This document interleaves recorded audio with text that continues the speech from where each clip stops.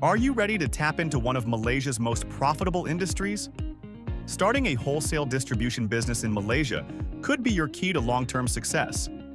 The wholesale distribution sector connects manufacturers to retailers and consumers, making it a crucial part of the supply chain.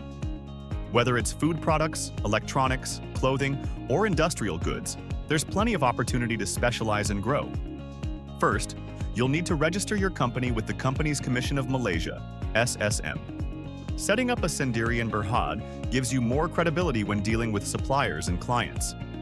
Then, secure the necessary licenses depending on your product type. For example, import-export permits if you plan to trade internationally. Next, invest in a warehouse or storage facility and establish relationships with reliable suppliers. Implement an efficient inventory and logistics system to manage your stock and deliveries. Speed and accuracy are vital in this business. Finally, build your network. Promote your business online and offer competitive pricing. The stronger your relationships, the more consistent your cash flow will be. Need expert help with company registration, accounting, or compliance?